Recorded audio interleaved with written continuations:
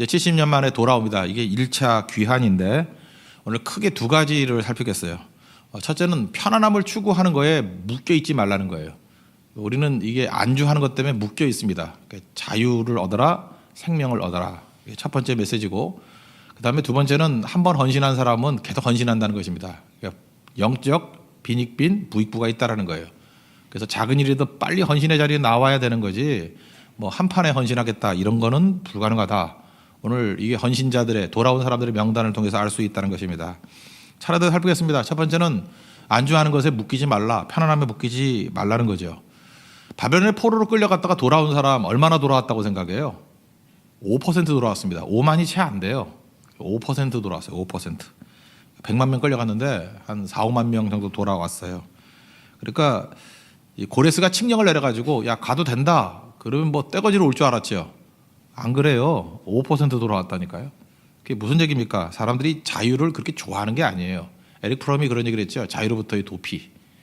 자유를 주면 거기 책임이 따르기 때문에 사람들이 별로 안 좋아한다는 것입니다. 그래서 싫어해요. 이 자유함과 종됨의 비유가 로마서 6장에 나오는데 6장 20절에 이런 얘기 돼요. 너희가 죄의 종이 되었을 때, 우리가 죄의 종이 됐죠. 그때에 의에 대해서 자유로웠다. 하나님 말씀에 대해서 자유롭죠. 예수 안 믿을 때 뭐 멋대로 살아도 되잖아요. 근데 그럴 때 열매를 가지고 따져요. 그때 열매를 뭘 맺느냐 하면은 부끄러워하나니, 부끄러운 열매. 그래서 그 마지막은 사망이라. 그러니까 마음속에 부담은 없어요. 근데 마지막은 사망이에요. 반면에 우리가 죄로부터 해방되어서 하나님께 종이 되었다. 그러니까 하나님께 묶인 바 된 거예요. 그러면은 두 가지 현상이 나타나요. 거룩함에 이르는 열매를 맺나니, 거룩함에 열매를 맺고 마지막은 영생이니라. 그래서 6장 23절 우리가 맨날 외우는 거잖아요. 요거 내용 읽고 난 다음에 이걸 외우는 거예요. 죄의 싹은 사망이요 하나님의 은사는 그리스도 예수 우리 주 안에 있는 영생이니라. 그래서 그리스도 예수 우리 주 안에 있는 영생이다. 이게 어디서 나오느냐 하면은 하나님의 종됨, 죄로부터 자유함을 됐을 때 나타나는 현상이라는 거예요. 저절로 되는 거 아니에요. 외운다고 되는 게 아니라 안주하거나 또는 편안함에 묶여있는 자들은 누리지 못하는 거라는 거예요. 여기서 벗어나야 우리가 거룩함에 이르는 길, 또 영생을 누리게 된다라는 것입니다. 차이는 열매에 있다라는 거예요. 여러분 열매 맺는 인생을 살아야 되지 않겠습니까? 이게 되게 중요한 거죠. 우리 출애굽기를 한번 보세요. 그 광야에서 이스라엘 백성들이 원망하는 거 기억하십니까? 민수기 11장 4절 보니까 고기 먹고 싶대요. 그러면서 이렇게 얘기합니다. 애굽으로 돌아가자. 애굽 있을 때는 값없이 생선, 오이, 참외, 후추, 파, 마늘 뭐 이런 거 먹었다고. 저도 요즘에 흑마늘 먹고 있는데 그게 볼에 좋다고 그러는 얘기죠. 그래서 기력이 쇠해졌답니다. 종이 좋다는 거예요. 종이 왜 좋죠? 죽도록 일 시키는 건 생각 안 하고 밥 주도록 하는 거예요. 사료 먹여준다는 거예요. 사료 좋아요? 주는 그대로 먹고, 그죠? 시키는 데 일하라. 그게 종이거든요. 근데 그게 좋대요. 여러분들 예수 믿으면요, 이게 모든 게 만사 형통인 줄 아는데 그렇지 않아요. 예수 믿는다는 것은 생명이 들어가는 거기 때문에 생명은 생명을 유지하기 위해서 굉장히 많은 그 에너지를 소모해야 되고 싸움이 있습니다. 그래서 믿음이 들어가면 믿음에 싸움이 있다. 그래서 디모데전서에 뭐라 그래요? 믿음의 선한 싸움을 싸우라. 생명이 들어가면 싸움이 벌어지죠. 생명은 불편한 거예요. 더우면 덥다고 에어컨 켜야 되고요. 추우면 춥다고 히터 틀어야 되고, 생명 아닌 거 뭐 짐고를 갖다 놓으면 뭐 대충 창고에 쌓아두면 되잖아요. 근데 생명 다루는 건 어려워요. 그래서 횟감도 살아있는 게 비싸잖아요. 일단 죽여서 소금 쳐버리면 싸요. 그죠? 그러니까 우리 잊지 말아야 될 게 뭐냐면 생명은 이러한 자유함을 누리는 것이다. 이걸 잊지 말라는 거예요. 사도행전 16장에 보면은 거기 귀신 들려서 점하는 여자가 나왔습니다. 그러면 귀신의 종된 거 아닙니까? 그래서 바울이 보다 못해가지고 귀신을 쫓아내버렸어요. 그러면 박수 칠 줄 알았는데 그 주인이 와가지고 화를 버럭내죠. 귀신에게 종된 게 좋다라는 거예요. 그래 돈 생기니까. 우리도 뭐 그런 논리 아니에요? 나 귀신에게 끌려다녀도 좋아. 돈만 생기면, 뭐 취직만 되면, 결혼만 하면 뭐 다 포기하는 거예요. 그냥 내가 얻을 거 얻으면. 그 귀신의 종들 되는 거죠. 이러면 좋아할 것 같은데 좋아하지 않는다니까요. 그래서 사도 바울이 감옥에 갇히게 되잖아요. 물론 그걸 통해서 하나님께서 놀라운 일들을 이루시지만 우리 인간이 그만큼 자유를 좋아하는 게 아니라는 것입니다. 그래서 여러분들이 믿음이 생기고 자유를 누리기를 원하면 그 다음에 책임을 가져야 되고 대가를 치를 것을 붙들어야 된다는 것입니다. 그 자유가 생기면 얼마나 불편한지 예를 하나 든다 그러면 맹인 소경 바디메오, 맹인 바디메오. 눈 떴어요? 원래 직업이 뭐예요? 거지라 그러잖아요. 그러면 눈 뜰 때 돈을 많이 벌겠어요? 눈 감았을 때 돈을 많이 벌겠어요? 눈 감았을 때예요. 그죠? 머리카락 무성한 사람에게 돈 주겠어요? 대머리한테 주겠어요? 몰라요? 대머리 중에 거지 봤어요? 영업에 도움이 안 돼요. 그래서 대머리는 거지가 없어. 왜냐하면 이게 무성하고 이렇게 망나니 같이 돼야지 돈을 주지. 파뿌리 같이 막 이렇게 엉켜 있고 머리 벗겨주면 이미지상 먹고 살기 힘들어. 그래서 열심히 뛰는 거예요. 그죠? 하나님께서 우리를 어떻게 만드시느냐 하면요, 이렇게 거지 생활하기 힘들게 만드는 거예요. 눈 뜨면은. 근데 옛날 생각해가지고 옛날에는 구걸이 잘 됐는데 영업이 잘 됐는데 왜 이렇게 안 되노? 그래서 다시 옛날로 돌아갈 거예요? 아니죠. 눈 떴다는 얘기는 뭡니까? 열심히 일해서 돈 벌라는 거죠. 먹고 살라는 거죠. 사도행전 3장에 나오는 안진뱅이도 마찬가지죠. 그 사람도 구걸했잖아요. 미문 앞에서. 안진뱅이가 구걸이 낫지요. 서서 걸어 다니는데 누가 돈을 주겠어. 일하라 그러지. 근데 일하는 게 싫다 그러면 그거는 자유를 포기하는 거죠. 새가 새장에서 계속해서 있으면은 열어줘도 잘 도망 안 간다 그러는 소리도 있어요. 내가 뭐 들은 얘기니까 해본 적은 없어요. 갔다가도 돌아온대요. 왜냐하면 새장 안이 편하잖아요. 안정적으로 먹을 거 주고 안정적으로 물 주니까. 밖에 나가면 위험도 하고. 그래서 우리는 스스로 새장 안에 갇혀 있는 존재가 될 때도 있다는 것입니다. 이게 얼마나 불쌍한 거예요.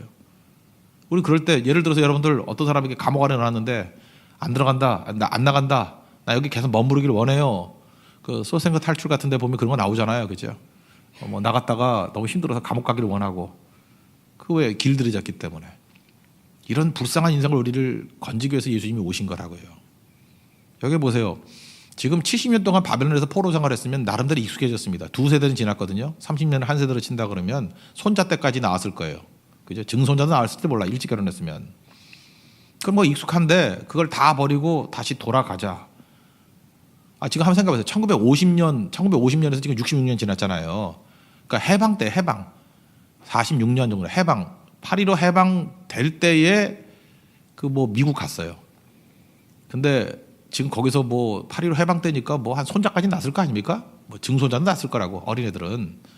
야, 이제 대한민국으로 돌아가가지고 이제 폐허가 되는데 거기 들어가서 개척해라. 다시 재건하라. 그럼 벌써 50년대 간 사람이면 지금 되게 성공한 사람도 있을 거고 빌딩 주인도 있을 거고 다 그럴 거 아니에요. 돌아오겠어요? 몇 명이나 돌아와요? 5% 되게 많이 돌아온 거예요. 근데 역사의 주역은 누구예요? 돌아온 사람들이라고. 거기 남은 사람들은 다 사라져 버렸어요. 그러니까 우리 인생의 원수는요, 고난이 아니에요. 편안함이에요. 우리 인생의 원수는 어려움이 아니라고 우리를 안 좋게 만드는 일들이죠. 그러니까 여러분 계속해서 이 사람들만 그런 게 아니에요. 끊고 돌아와야 된다고. 주님께서 이 사람들 귀하기 때문에 무려 70절이나 되는 성경을 기록해 놨어요. 명단이라고. 무명의 사람들의 명단이에요. 여기 이런 사람들이 있었다라는 거예요. 기억하라는 거예요. 하나님 나라에서 이 사람들이 기억이 되는 거지 바벨론에서 안 좋아하는 사람들을 기억하는 게 아니라는 것입니다. 세상에서 사려먹고 살지 말라. 그래서 이 길들여지지 않은 걸 뭐라 그러냐면 그걸 야성이라 그래요. 야성은 생명이거든요. 그래서 신앙의 야성을 기르라는 건 뭐냐 하면 안주 안 하겠다라는 거예요. 하나님 말씀하시면 간다라는 거예요. 주님 말씀하시면 내가 나아갑니다. 그게 신앙의 야성이에요. 야성이 뭐예요? 뭐 그렇게 마초적인 기질이 있다는 게 아니라 생명이 있다는 뜻이에요. 생명 있는 사람 절대로 가둬둘 수 없다라는 것입니다. 그래서 신앙은요, 날마다 출사표 던지는 거예요. 주님 말씀하시면 갑니다. 날마다 십자가 지는 거예요. 이건 뭐 선택이 아니에요. 다 이렇게 사는 거예요. 그리고 편안함이 아니라 소명과 사명으로 사는 거예요. 축복받은 걸 가지고 항상 사명이 뭔가 그거 보고 살아가는 거예요. 여기 부모님들도 계시고 부모 되실 분들도 계시잖아요. 자녀들 낳습니다. 제발 그 절절매면서 애들 키우지 말아요. 크리스찬이 왜 절절매며 키워? 잘 키우라고. 왕궁에 있어야 돼요? 광야에 있어야 돼요? 만약에 하나님 앞에 쓰임 받는 거라고 친다 그러면 왕궁이 아니라 광야예요. 모세가 왕궁에서 인물됐어요? 광야에서 인물됐지. 그러면 우리 아이들이 광야에 있는 걸 두려워하면 안 된다고. 하나님께서 광야를 보신다면 광야를 체험하게 만들어야지 인물이 나오는 거지. 자꾸만 왕궁 아카데미 들여보내가지고 무슨 인물이 나와요. 그래서 이전투구나 하지. 아무것도 아니죠. 어떤 내려놔야 될 때가 있다라는 거예요. 내려날. 그 사막을 건너는 8가지 방법. 6가지 방법인가? 그 도나유라는 사람, 스티브 도나유가 썼던 책 있죠. 뭐 옛날에 몇 번 인용했을 건데 사막에서 이렇게 자동차 갈 때 바퀴가 헛바퀴 돌 때 펌프질 더 하면 안 되고 바람 빼면 된다 그러죠. 여러분 눈길에서도 어떻게 하면 돼요? 1단에 놓으면 안 돼. 힘이 세면 놓으면 안 돼. 약하게 만들기 위해서 바람 빼기 힘들잖아요. 눈길에서. 그러니까 한 2단쯤에 걸고. 근데 지금 그런 게 없나? 오토매틱도 2단 놓을 수 있잖아요. 그죠? 2단이나 이런 데 놓고 하면은 눈길에서 빠져나와요. 마찰력이 세기 때문에. 그러니까 힘 빼는 거예요. 1단이 힘이 제일 세잖아요. 오토매틱에 의해서 그 뭔지도 모르는 사람 있나? 거기도 2단, 오토매틱도 2단 있어요. 2단에 놓고 하면은 빠져나와요. 그죠? 그러니까 힘 빼야지 나온다고. 힘 빼야지. 우리가 얼마나 내가 가지고 있는 거에 묶여 있는지를 아십니까? 미국에서 유학하시는 어떤 목사님 가정 얘기예요. 등록금이 없잖아요. 근데 5,000불 정도 내야 된대. 한 500만 원쯤. 근데 가지고 있는 돈이 1,000불밖에 없대. 100만 원밖에. 근데 빚이 지난번에도 못했기 때문에 5,000불이 더 있대요. 빚이 5,000불, 이제 1,000불밖에 없는데 이제 어떻게 하면 4,000불을 마련할 것인가. 이게 골똘한 거예요. 그러니까 1,000불이 있으면요, 1,000불에 매달리는 거예요. 1,000불이 있으니까 얼마 모자라요? 4,000불 모자라요. 4,000불을 어떻게 구하나? 4,000불을 어떻게 대출하나? 4,000불을 어떻게 마련하나? 4,000불 거기에 묶여 있는 거예요. 근데 아까 얘기했죠. 오전에 클로셋 기도할 때 그 벽장 기도에서 그 사모님이 기도를 하고 난 다음에 여자가 참 믿음이 좋아야 돼요. 우리가 1,000불에 묶여 있는 게 이게 옳은 게 아니다. 그냥 이거 다 헌금해 버리고 하나님의 새로운 길을 구하자. 이제 공부를 더 시킬 거면 하고 아니면 사역을 하고 딴 거 가든지. 하나님께서 이끄시는 길에 아니 공급하지 않고 이끄시는 길이 어디 있겠냐고. 이거 뭐 한 학기가 문제가 아니라 그 다음에도 문제라고. 그리고 1,000불 헌금했대요. 그리고 1,000불에 묶이지 않지요. 그랬더니만 뭐 그 다음 얘기는 뭐 너무 뻔하니까 얘기 안 할게요. 하나 길 열어줬대요. 공부도 하고 또 그다음에 빨리 마치고 사역할 수 있는 길들이 열리게 됐더라 얘기. 잘 보세요. 이게 마귀의 장난이 뭐예요? 1,000불이 있는 거예요. 1,000불 때문에 일을 못 하는 거라고. 비슷한 예가 그 스탠퍼드 대학에서 얘기를 했죠. 홍보 담당하는 대학원생들인데 교수님이 20불인가를 뭐 주면서 팀 그 사명을 줬다 그러죠. 뭐 4시간인가 시간 줄 테니까 20불 갖고 가장 돈을 많이 벌어오는 팀 선정하겠다고. 그랬더니 뭐 20불 가지고 우산 사가지고 빌려줘가지고 얼마 받고 뭐 신문 사가지고 뭐 팔아먹고 뭐 그런 거 할 거 아니에요. 사람이 20불에 묶여 있으니까. 다 꽝꽝꽝꽝이죠. 그래가지고 안 되는 거죠. 근데 한 팀은 자기가 누군지를 모르는 거야. 이 사람들은. 스탠퍼드 대학원생이라 그러면 상당한 엘리트들이거든요. 사람들이 선망의 대상이고 이 사람들이 얘기를 들어보려고 그러거든요. 나머지는 20불 갖고 팜플렛 만들었대요. 종이 사가지고 뽑아가지고 기업마다 찾아다니면서 우리가 스탠퍼드 대학원생들인데 홍보 파트가 있다고. 우리 수업 시간에 당신 회사의 프로젝트를 소개해 주겠다고. 그리고 우리는 SNS도 강하니까 여기에 소개해 주겠다고. 홍보를 담당해 주겠다고. 한 달 동안. 얼마 내시겠냐고. 근데 어떤 회사에서는 500불 내겠다. 어떤 회사는 2,000불 내겠다. 그래서 몇천 불 벌었대요. 잘 보세요. 이 과제의 핵심이 뭐예요? 일부러 교수님이 20불에 묶이게 만든 거예요. 20불을 줄 테니까 4시간 안에 뭐 할래? 그러면서 뭘 잊어버려요? 자기 신분을 잊어버려요. 내가 얼마나 가치 있는 존재라는 것을 다 잊어버려요. 그래서 마치 그죠? 외국에서 막 이민 온 사람, 그냥 막 일하는 사람 같은 일을 하고 있잖아요, 지금. 우산서도 빌려주는 거가 영어 못해도 되잖아요. 그죠? 막 일하는 사람. 자기는 그 기반이 있는 사람 아니에요. 근데 그걸 잊어버리잖아요. 내가 누군지를 잊어버려요. 그게 마귀 함정이에요. 교육이 뭔지 아십니까? 내 신분 깨닫게 만드는 거예요. 20불은 잊어버려야 돼요. 그래 하나님 능력이 임하게 된다고. 여러분 자기 자신에 대해서 너무 골똘히 생각하는 사람들이 왜 바보가 되는지 알아요? 자기 신분과 능력을 잊어버리는 거예요. 그래서 아무것도 못하잖아요. 우리 엘리야가 사르밧의 과부 열왕기상 17장에 보면 사르밧의 과부 만나는 얘기 나오죠. 이 과부는 뭐에 묶여 있어요? 이 가루와 기름에 묶여 있어요. 가루와 기름 이거 마지막 해먹고 죽겠대요. 그거에 묶여 있어요. 그러니까 자기가 볼 때 가루와 기름이니까 이거 한 끼밖에 안 돼. 이거 먹고 아들과 함께 죽어야 돼. 그때 엘리야가 하는 일이 뭐예요? 삥 뜯어 먹는 목사예요? 그거 먼저 해가지고 날 줘라. 사명으로 방향을 돌리는 것도 있지만 가루와 기름에서 벗어나게 만드는 거죠. 그죠? 나 갖고 와라.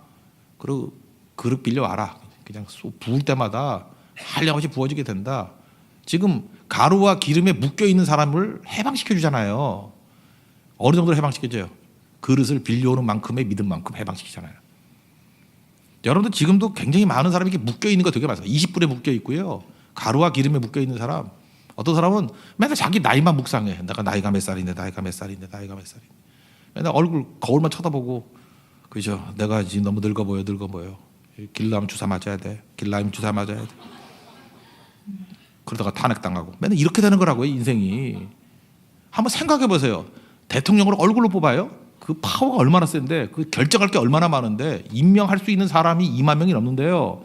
그죠? 살리고 죽일 수 있는 것들이 얼마나 많은데, 여러분이 대통령보다 못한 사람이에요? 하나님의 자녀들인데 얼마나 큰 거예요? 어마어마한 능력들이 있는데 묶이지 말라는 거예요. 묶이지 말라고. 기도로 세계를 움직일 수 있어요. 하나님 마음을 움직일 수 있는 게 우리인데 그렇게 쪼잔하게 이상한 것 같고 붙들려 있습니까? 그게 아니죠. 그래서 갈라디아서 5장 1절에서는 이렇게 얘기하잖아요. 다시는 종의 멍에를 매지 말라고. 그리스도께서 우리를 자유롭게 하려고 자유를 주셨는데 다시는 종의 멍에 매지 말라고.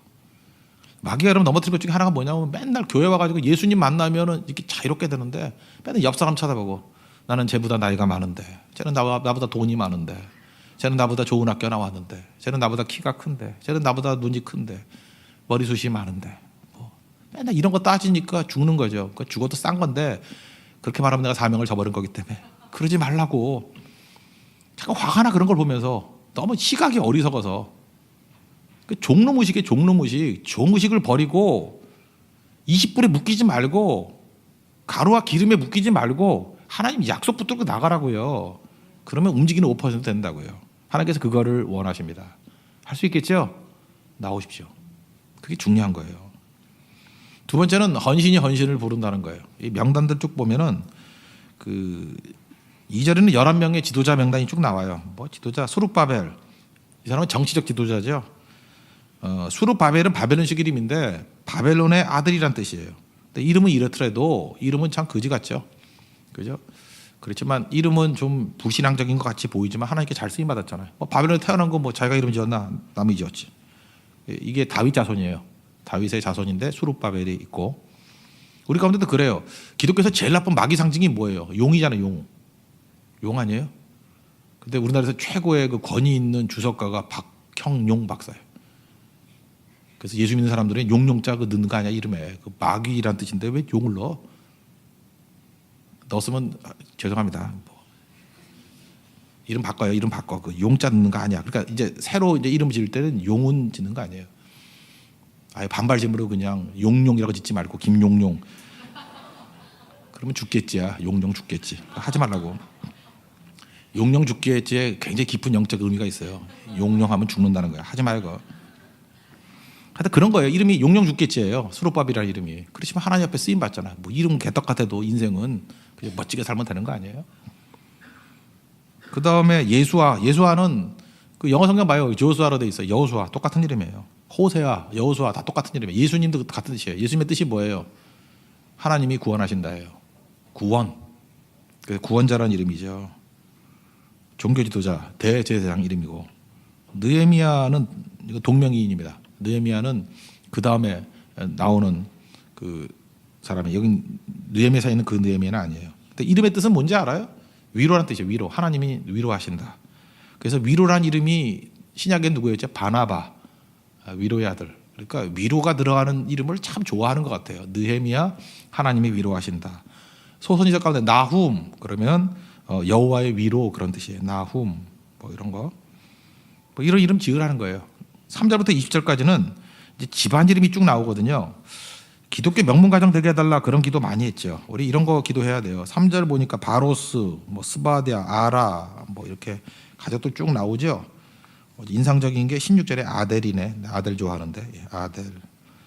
20절에 나 김밥인 줄 알았어요. 근데 깃발이네. 예. 깃발. 무슨 얘기예요? 하나님께서 가문을 쓰신다는 거예요. 기독교 명문 가문 되십시오. 여기 이 가정에 오자 그러니까 왔을 거 아니에요. 좋은 가정은요 모든 사람을 다 끌고 새벽기도 나오고 온 가족을 다 끌고 선교가고 그래요. 우리 교회 가운데 진짜 명문 가정들 많아요. 저보다 하나님 나라에 기록된다고. 아이를 넷이나 낳고 많이 낳잖아요. 그리고 다 끌고 선교가고. 이게 진짜 하늘나라에서 빵파라가 울려 퍼지는 가정이라고. 이게 기독교 명문 가정이지. 그렇지 않아요? 결혼해가지고 뭐 2년 동안 놀겠다고 애도 안 낳고 그러다가 힘들어하고 뭐 넘어지고 깨지고 그게 뭐 잘난 거예요 그게? 그냥 능력 주시는 자 안에서 뭐 더 낳겠습니다 이러면서 계속. 그리고 다 성격하고. 이게 기독교 명문 여기 나온다고요. 가문별로 왔어요. 가문별로. 혼자 믿어도 돼요. 그러나 약간은 부끄러워할 줄 알아야 돼요. 혼자 노는 게 뭐 잘난 거야. 가장이라 그러는데 아내도 없고 지 새끼들도 하나도 안 나와 교회. 그게 뭐 잘난 거야. 어디서 고개를 빡빡하게 들고 다녀. 고개 차박고 다녀야지. 부끄러운 줄 알아야지. 뭐 딴 교회 다닌대. 그게 잘난 거예요 그거? 그게 리더십이 있어 그 가장이? 죽어야지 그거? 죽으면 안 되죠. 교인이 죽으니까. 반성해야지 반성. 그러니까 가문이 다 끌고 나오는 거야. 기독교 명문 가정이 뭔데 다 예배드리고 다 헌신하고. 그 창세기 보면 가인 가문이 있고 셋 가문이 있잖아요. 가인 가문에서는 온갖 물질 문명의 기라성 같은 사람들 다 나왔어요. 근데 셋 자손은 뭐 빌빌대. 근데 거룩한 자손이 나오잖아요. 에노스가 첫 번째 예배드렸던 에노스, 이름 불렀던 하나님의 이름 불렀던 에노스, 뭐 죽지 않고 승천했던 에녹, 여기서 노아가 나오고. 이런 가정 만들어야죠. 여러분 어떤 인물 내세울 거예요? 어떤 인물? 참 부모가 되면 그런가? 뭐 대학 가게 해달라고 기도 열심히 했더니 대학 갔는데 나오지도 않아 예배. 그러면 이제 안심해요. 왜 고3 때 그만큼 기도했던 만큼 왜 기도 안 해? 애가 대학 가게 할 때는 그렇게 애타게 와가지고 나한테 귀찮을 정도로 메시지 보내더니만 이제 예수도 안 믿어. 그러면 더 보내야 되는 거 아니야? 이 자식 새끼 이거 다리가 부러지더라도 돌아와야 됩니다. 근데 편안해 지금. 그게 그 사람이에요. 그 사람 믿음의 본질이야. 더 위기인데 그걸 모르는 거죠. 더 매달리지 않아요. 그 무슨 기독교 명문 가정이야 그게. 그냥 기독교 가정이지. 앞에는 붙이고 싶은데 말하고 있잖아요. 콩가루 가정이지 그게. 붙였네. 예. 어떤 사람은 자기 가족을 소개할 때 어떻게 소개해요? 저는 우리 집 가정을 소개할 때도 그렇게 뭐 큰애부터 소개하거나 아니면 저는 그래 애들이 믿음에 헌신했던 것 순으로 소개해요. 성교 갔어요. 예배드려요. 기도해요. 우리 친척들도 소개할 때 그래요. 난 믿음 좋은 사람이 소개하는 게 좋더라고. 헌신했던 거. 얘가 진짜 집은 좀 어렵게 사는데 이번에 뭐 교회 건축한다고 헌금했더라고. 이렇게 헌금하는 헌신하는 가정이에요. 자랑스러워야 돼 동생이. 뭐 이런 게 멋진 거 아니에요? 근데 어떤 가정은 그렇대요. 대학 랭킹별로 소개한대요. 명문대 순으로 소개한대요. 이게 부모예요? 원수지.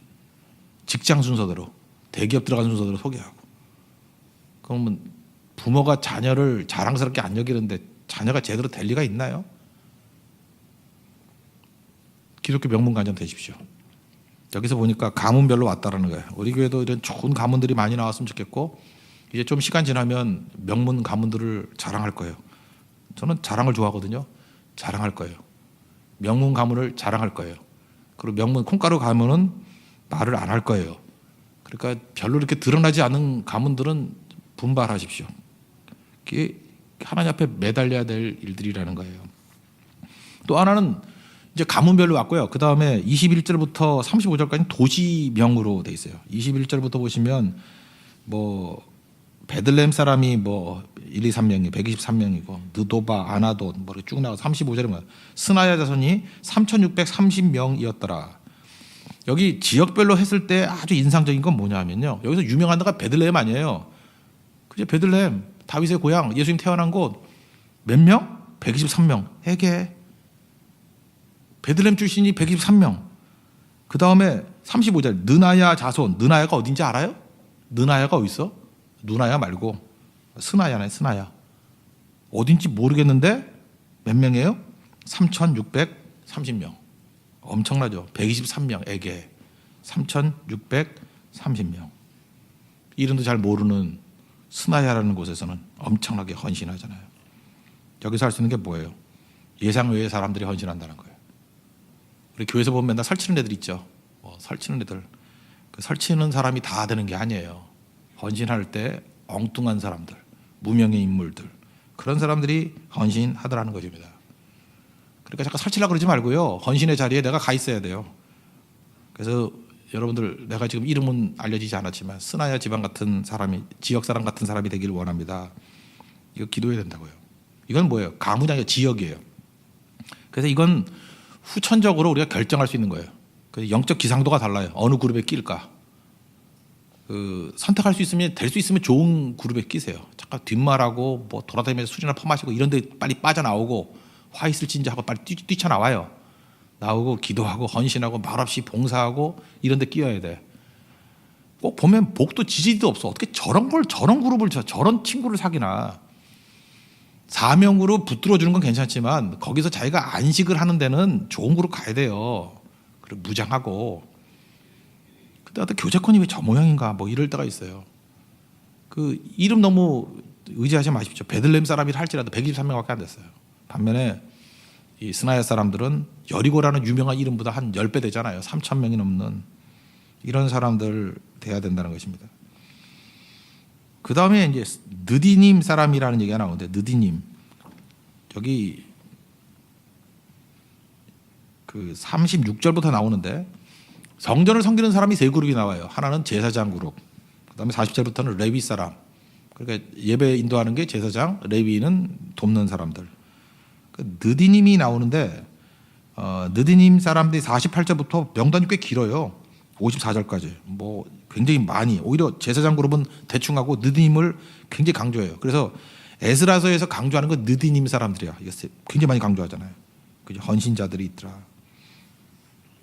느디님 케이스 이걸 보자는 거예요. 오늘 느디님 사람들은 어떤 사람들이냐면요.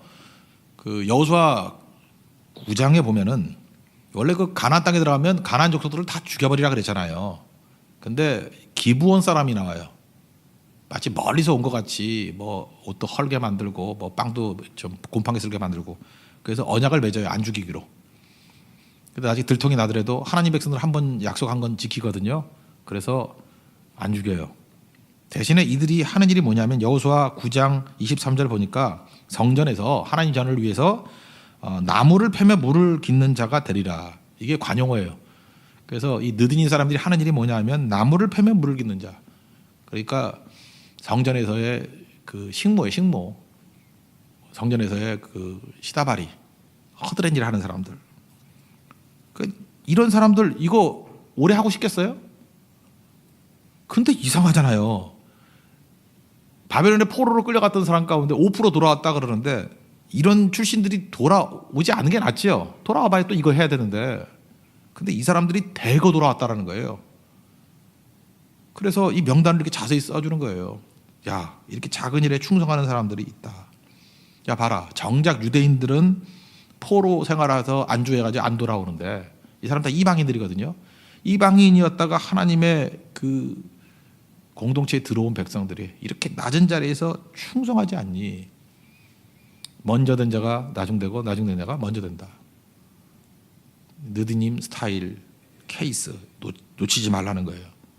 성경에 이런 사람 얼마나 많아요. 다윗도 그 유대인들이 배신을 많이 했는가 봐. 이 배신자들이 많았는데 그래서 나중에 압살롬에게 도망 다닐 때 호위병이 그렛 사람과 블렛 사람이에요. 그렛 사람은 크레타 섬 사람들이고 블렛 사람들은 블레셋 사람.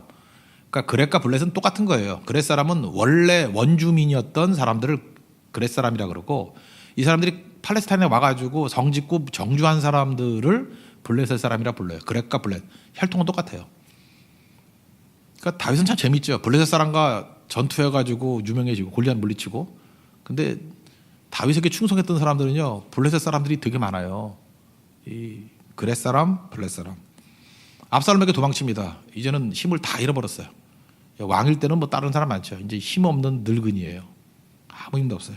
다 도망쳤거든요. 근데 가드 사람도 이게 5개 성 중에 하나거든요. 블레셋 사람이거든요. 이때라는 사람이 있어요. 이때. 사람이 아무도 없는데 한 사람이 있었어요. 이때. 남은 사람이 이때. 그러니까 다윗이 미안하잖아요. 지금 뭐 맨발로 도망쳤거든. 근데 이때가 따라오는 거예요. 사무엘하 15장 19절 보니까 가드 사람 이때가 따라오니까 이렇게 얘기했어요. 너도 우리와 함께 갈래? 나는 쫓겨난 나그네야. 돌아가. 미안하죠. 너 지금 분위기 파악 못하는 것 같은데 나 쫓겨난 나그네야.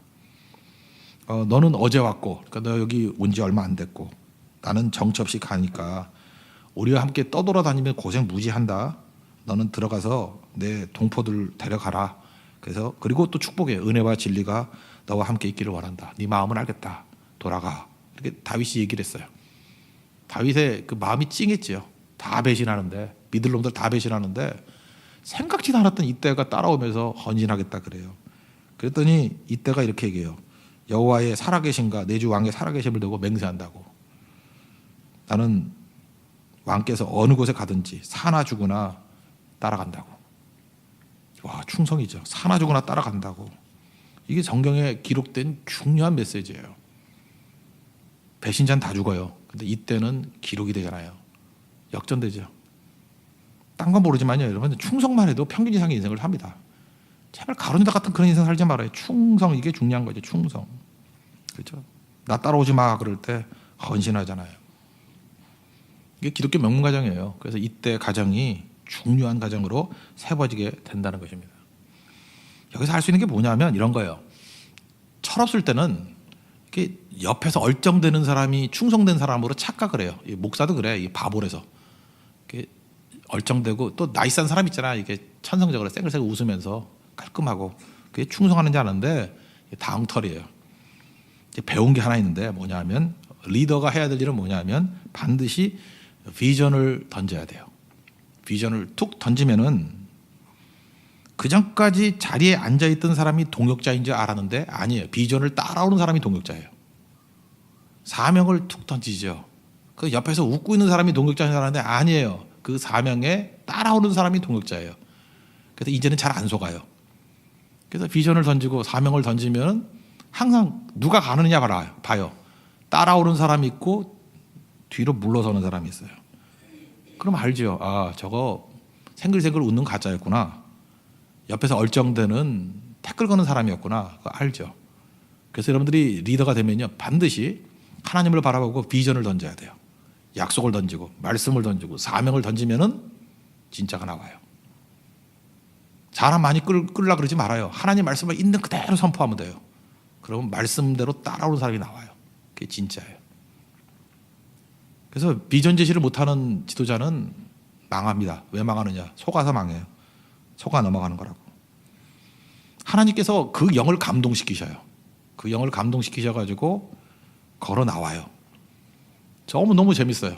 이렇게 딱 보면은 이제 사전에 예상을 하잖아요. 뭐 이런 일이 있으면 이런 사람이 헌신할 거야. 다 안 맞아요. 그 예상했던 사람이 오기도 하지만 돌아서는 경우가 있어. 그래서 깜짝 놀라요. 그랬어? 이러고. 그 다음에 전혀 보도도 듣지 못했던 사람인데 뭐 엄청 헌신을 해요. 그때 깨달은 게 뭐예요? 바알에게 무릎 꿇지 한 7천 이렇게 있구나. 언제 알아요? 비전을 던져보고 사명을 던져보면 안다는 것입니다. 이거 붙들고 명확하게 설 줄 아는 하나님의 종 되기를 바랍니다. 그 다음에 뒷부분에 보면은 뭐 59절부터 59절 한번 볼까요? 여기 델멜라와 델하르사와 그룹과 아땅과 임델과 인멜에 올라온 자들이 있으니 그들의 조상의 가문과 선조가 이스라엘에 속하였는지 밝힐 수 없었더라. 분명히 유대인들인데 이 조상들이 소속을 안 한 거야. 그러니까 등록을 안 한 거야. 뜨내기 같이. 그래서 돌아오긴 돌아왔는데 소속을 모르는 거예요. 심지어 홍대 세계에 다니면서 맷진이에요. 그럼 대답 못하는 사람들 있죠. 그럴 때 에스라 2장 59절을 읽어봐. 그러면 된다고요. 이거는 콩가루는 아니고 이건 뭐라 그래야 되나. 그냥 콩뭉치 정도 문제가 있죠. 소속하십시오. 명확히 소속하고. 그 다음에 68절 69절 보니까 그 건축할 때 예물을 기쁘게 드렸어요. 69절 심자라는 대로 다 드렸어요. 재밌는 게 뭐냐면 몸으로 헌신하는 사람이 육체로 헌신하는 사람이 재정적으로도 헌신하더라는 거예요. 왜요? 보이니까. 그래서 헌신하는 사람이 헌신하는 거예요. 일 시킬 때 그런 거 있죠. 바쁜 사람에게 일 하나 더 주라고. 바쁜 사람은 왜 바빠요? 열심히 일하니까 바쁜 거예요. 그런 사람에게 일 주문해요. 근데 맨날 방에서 굴러다니는 사람 시간. 그래서 교회에서 제일 말도 안 되는 얘기가 뭐냐면 일도 좀 골고루 나눠서 해요. 이래요. 나눠서 하라고. 그건 정말 영적 원리를 몰라도 한참 모르는 거예요. 뭘 나눠서 하기는 일이 안 되려고 작정하지. 그거 마귀 소리예요. 일 하는 사람한테 더 맡기는 거예요. 그래서 맨날 그래요. 완전. 성교 가는 사람은 맨날 가네요. 그래서 어쩌다고. 그렇게 말하는 거에 그냥 오버로크를 해야 돼. 오버로크를. 가지도 않는 놈들이 그런 소리 한다고. 너 뭐야? 너는 뭐냐? 하나님 앞에 헌신하는 사람이 또 헌신하는 거예요. 빈익빈 부익부예요. 그죠? 가진 자에게 더 주는 거고 안 주는 사람 있는 것까지 뺏어 간다고. 그러니까 우리가 해야 될 일이 뭐예요? 그냥 곧장 헌신이에요. 작은 일에 헌신하는 거예요. 잠깐 자기가 계산하지 말아요. 어떤 분은 그러더라고. 뭐 이제 뭐 손자가 손녀가 봐야 돼서 뭐 이제 성교 못 간다고. 그거 자기 생각이고 왜 그런 거 묶여 있어? 아, 나 미치겠어요. 그러면서 드럼을 치고 이게 말이 안 되잖아 이거. 이게 왜 그런 거 묶여 있어? 어떤 사람은 전세 계약이 2년이기 때문에 2년 내로는 교회 근처로 이사를 못 온대. 그 사람은요 진짜 거지 같은 놈이에요. 내가 그래서 그랬어요. 너한테 지금 100억이 생기면 그 지하실에 살래? 안 산대요. 다 포기하고도 오지요. 그러더라고. 그러니까 걔는 거지 의식이 있는 거죠. 자기한테는 절대 그런 일이 안 벌어지는 거예요. 간신히 전세 지하에서 버텨야만 되는 거예요. 하나님의 가능성을 열어주질 않아요. 가능성을 열어주지 않으니까 걔가 안 할 일이 뭐죠? 절대 기도 안 할 거라고. 벌어지면 안 되는 일이기 때문에. 큰일 나죠. 전세 2년인데. 어떻게 기도를 해? 걔는 2년 동안 교회 근처로 이사 오는 거는 기도가 안 나와. 걔는 계속 지하에 있을 거야. 그러다가 2년 돼가지고 그때 또 슬럼프가 오면 기도를 잊어버려. 그래서 4년 있고 나중에 그냥 땅에 묻힐 거예요. 이러니 내가 열이 안 나요. 이러고도 내가 살아있는 걸 보면 진짜. 그래서 목회자에게 제일 중요한 것은 분노를 버리는 거예요. 열 받는 거예요. 잠바 없이 살겠어. 너무 뜨거워서. 그러지 맙시다. 헌신하세요. 헌신해야 또 다른 헌신을 해요. 이것저것 피하지 말고 하나님 앞에 안 되면 기도하라고요. 기도는 뭐 뒀다 뭐 하려고 그래? 액세서리예요? 기도하면 길이 열리죠. 안 그래요? 다 열리게 된다고. 그럼 환경에 묶여가지고 바보짓 하지 말고 하나님 앞에 헌신하는 믿음의 종 되기를 바랍니다. 자리에서 일어나겠습니다. 주님 다시 오실 때까지 찬양하겠습니다.